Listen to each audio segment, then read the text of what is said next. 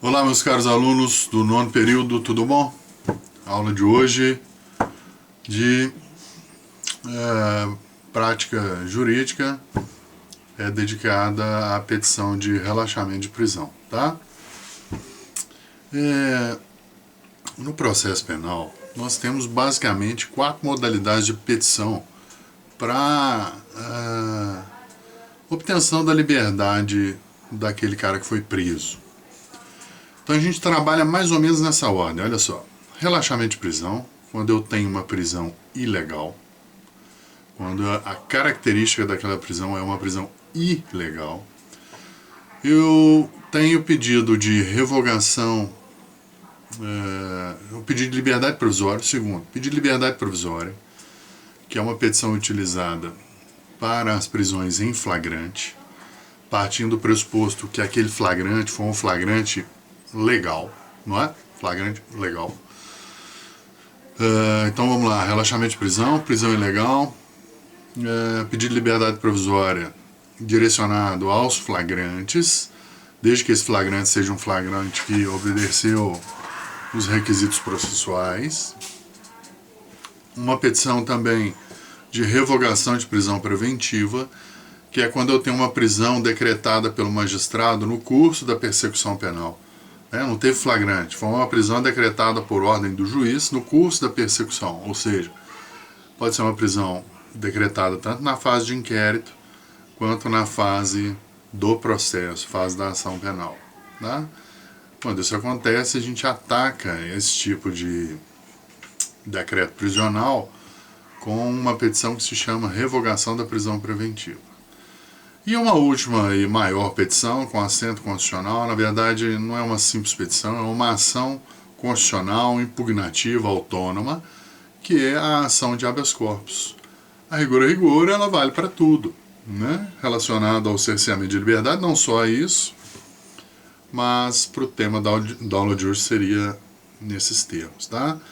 Então a gente vai começar a trabalhar daqui para frente com essas 4 petições. Começamos hoje com a petição de relaxamento de prisão. Beleza? Atenção, o examinador do OAB não se utiliza da ação de habeas corpus para o exame de ordem. Em que pese, no dia a dia forense, é uma das petições do advogado criminal que ele mais usa, né? Por que a OAB não se pauta pela petição de habeas corpus, pela ação de habeas corpus? Porque a ação de habeas corpus não se exige capacidade postulatória. Tá? Quem que detém capacidade postulatória em juízo para fazer os pedidos no âmbito da seara criminal? É o advogado. Segundo a Lei 8.906 de 94, Estatuto da OAB, ele é que detém capacidade postulatória no juízo criminal. Então, como o habeas corpus pode ser manejado por qualquer pessoa, em nome próprio, em benefício de terceiros, não é uma petição utilizada no exame de ordem. Quando a gente vai fazer a prova do exame de ordem de segunda etapa em criminal, todo problema relacionado a uma dessas 4 peças que eu acabei de listar para vocês, relaxamento de prisão, liberdade provisória, revogação da preventiva e habeas corpus, o examinador finaliza a questão já dizendo, apresente a peça processual cabível à exceção da ação de habeas corpus. Ele já exclui a ação de habeas corpus, tá? Mas nós vamos fazer aqui na faculdade. Vamos lá. Então, partindo dessa análise, quais são as características do pedido de relaxamento de prisão? Eu vou ter que identificar, no caso concreto, uma ilegalidade patente. Uma ilegalidade patente no decreto prisional. Quando isso é muito claro, é óbvio que eu posso me valer do habeas corpus sempre que eu quiser. Mesmo para qualquer tipo de cerceamento de liberdade. Mas, para um aspecto técnico da atividade do advogado, eu tenho relaxamento de prisão para as prisões ilegais, flagrantemente ilegais, não é aquela que gera uma dúvida de interpretação, não, prisão ilegal mesmo. Para as prisões legais, eu tenho a do flagrante, que é a prisão que foi realizada em flagrante, vai ser atacada por meio do pedido de liberdade provisória. E a prisão no curso da persecução penal, que vai ser atacada pela revogação da prisão preventiva. Essas duas prisões, partindo do pressuposto que são atos prisionais decretados pelo magistrado, devidamente fundamentados, compondo uma decisão de decreto prisional legal, tá? Legal. Ótimo. Para a aula de hoje, a gente vai perceber que a situação aqui, o exemplo é bem curioso, bem próximo de se cair esse exemplo no exame de ordem. Nós vamos ver que a prisão aqui foi ilegal. Não houve o flagrante, não temos aqui o flagrante, tá? O exercício é muito claro aqui. Isso aqui envolve também uma classificação do tipo penal de concussão, que é o tipo penal em espécie aqui, tipo de concussão, artigo 316 do Código Penal, que traz a figura ilícita, traz o tipo, tá? Envolve uma classificação também desse tipo penal para a gente identificar por que aquela prisão que aparentemente cheia de provas, ela é ilegal sob o ponto de vista processual penal, sob o ponto de vista do garantismo penal. Não significa que o cara vai ser absolvido, é óbvio, né? Ele vai responder em liberdade. Pode até ser preso posteriormente por um outro motivo, que preenche os requisitos previstos no artigo 312 do Código de Processo Penal. Mas o flagrante em si tem que ser relaxado, porque foi uma prisão em flagrante ilegal. Vamos ao exercício? Vamos lá então. Abre aí o seu arquivo PDF aí no seu computador para a gente acompanhar junto, tá?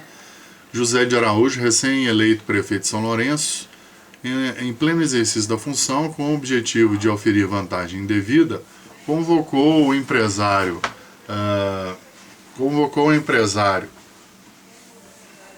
proprietário da incorporadora Condomínios Limitada, que já havia protocolado pedido de criação de 3 condomínios fechados de alto luxo do município, né? Olha só a situação.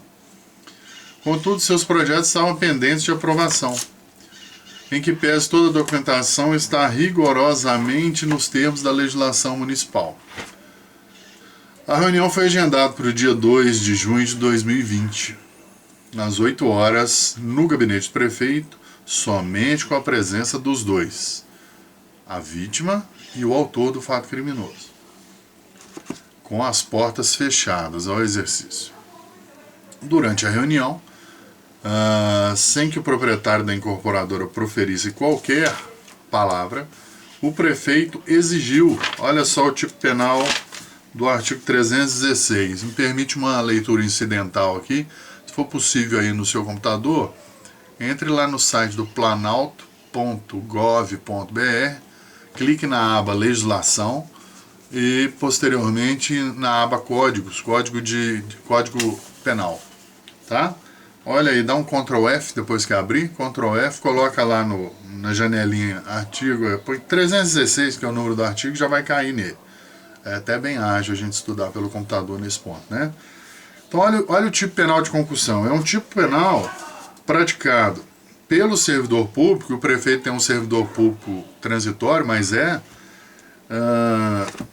praticado pelo servidor público contra a administração pública. Então, exigir, basta exigir. Exigir para si ou para outrem, direta ou indiretamente, ainda que fora do cargo, fora da função ou antes de assumi-la, mas em razão dela, vantagem indevida, reclusão de 2 a 8 anos e multa. Tá? 2 a 8 anos e multa. Esse verbo núcleo do tipo penal do artigo 316, exigir, já é o tipo penal consumado. Então eu tenho a consumação do crime de concussão no momento da exigência. É ali que tinha que ser decretado a voz de prisão em flagrante. É ali que tinha que ter ocorrido o flagrante. O fato de se pagar a vantagem indevida em momento posterior, ou mesmo pouco depois ali da exigência, é mero exaurimento do tipo, é mero exaurimento do crime. Não é o núcleo do crime, tá? Então eu estou diante, segundo a classificação do professor Damasio, nosso querido professor Damasio falecido, e aqui peço vênia aos senhores para fazer uma homenagem ao professor Luiz Flávio Gomes, faleceu essa semana, vítima de câncer, travava uma batalha muito longa contra o câncer, infelizmente nos deixou, mas deixou um grande legado, né? Um grande legado como professor, como empresário.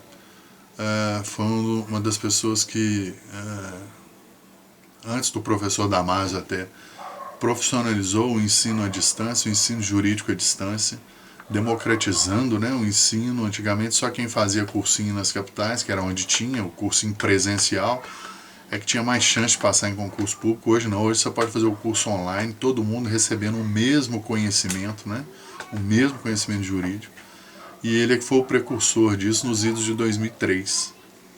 E virou uma grande franquia, né, o curso LFG, com as suas iniciais. O professor Damasio veio junto com ele na mesma esteira, criou também o curso Damasio com a mesma linha, mas realmente o precursor foi o professor Luiz Flávio. Então fica aqui as nossas homenagens, tá? Então o tipo penal é um tipo penal segundo a classificação muito bem feita na parte geral do livro do professor Damasio, volume 1, todo mundo tem que ter ele aí na sua biblioteca. A classificação de crimes diz que o crime de concussão é um crime formal.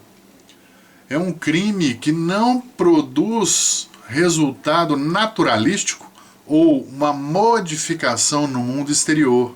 É um crime formal, assim como a ameaça verbal, né? Assim como o crime contra a honra verbal. É um crime formal. É a flecha lançada. Basta exigir que você já incidiu no tipo, sujeito naquele momento à prisão em flagrante, e não posteriormente. O flagrante dado posteriormente é um flagrante ilegal, porque perde a natureza jurídica do flagrante, né? A latência, o calor do flagrante, tá bom? Então vamos lá, continuando aqui no exercício. Então olha só, exigiu, né?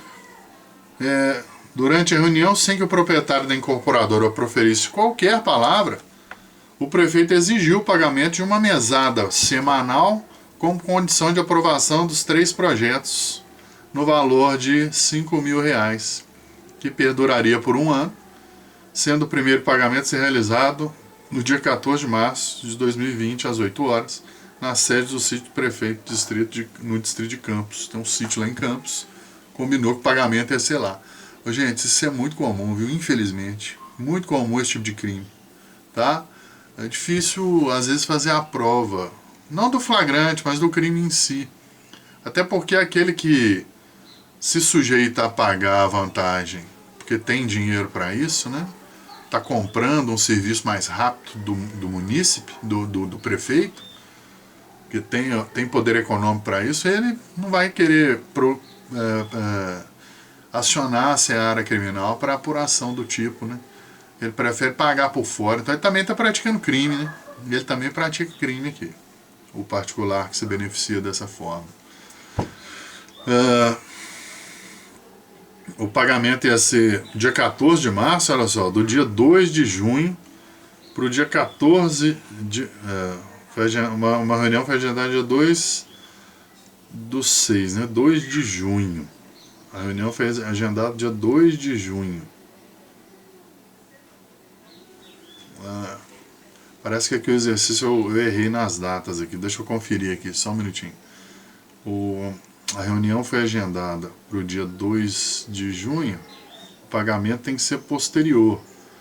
Então vamos alterar aqui no exercício. Façam a gentileza de alterar, que o pagamento, o primeiro pagamento vai ser realizado no dia 14 de junho. Põe em vez de março, junho. Tá? Já atualizei aqui no meu exercício, me perdoe, tá, gente? Dia 14 de junho, então não foi no mesmo dia, foi depois, né?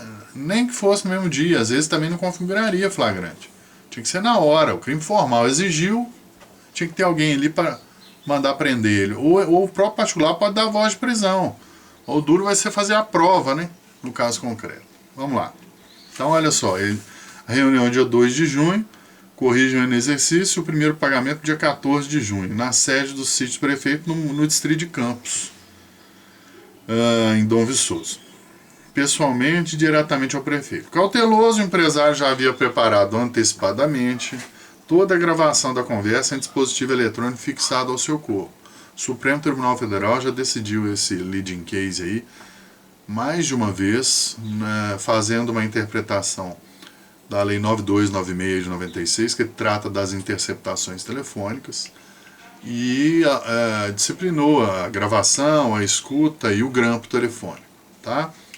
E a gravação ela pode ser feita pelo interlocutor diretamente para fins de prova, mesmo sem a outra pessoa estar sabendo que essa gravação está ocorrendo. Tá? E essa é a modalidade de gravação.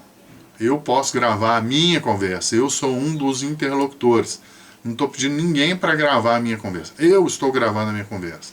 Esse material pode ser usado para fins de prova, no âmbito civil, criminal ou administrativo, tá bom?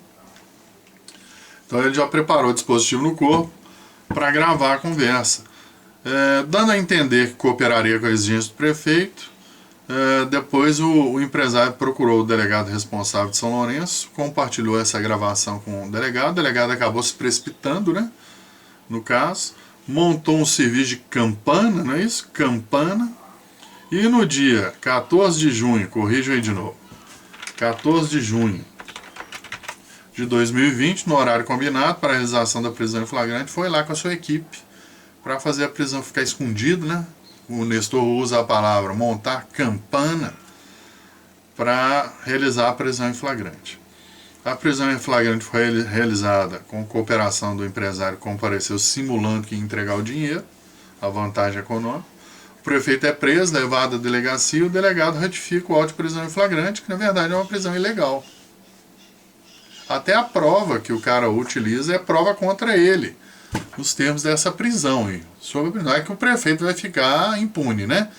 O ato prisional flagrante vai ser relaxado e ele responderá em liberdade. Posteriormente, se for necessário uma prisão, essa prisão se dará através de uma prisão determinada no curso dos autos.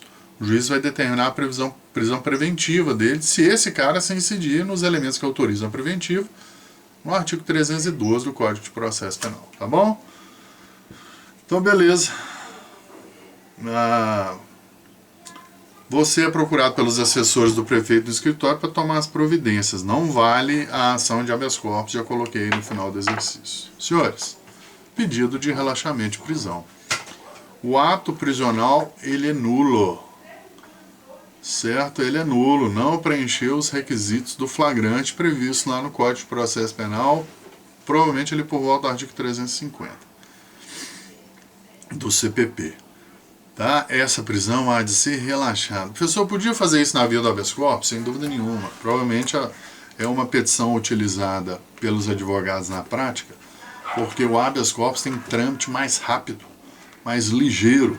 E o pedido de relaxamento de prisão, ele vai depender da atuação in loco do advogado. Apresentar o pedido de relaxamento e correr lá no gabinete para tentar despachar com o juiz, né? O habeas corpus já tem um trâmite de ofício bem mais rápido, seja na vara, seja no Tribunal de Justiça ou nos tribunais superiores, tá bom? Mas o pedido é o de relaxamento de prisão, é assim que se faz. Uma petição simples, com endereçamento, endereça-se aí ao juiz de direito da comarca, tá? Qualifica as partes, tá? Qualifica o requerente aí, aquele que, posso chamar ele até de indiciado, que estamos na fase de inquérito policial, indiciado.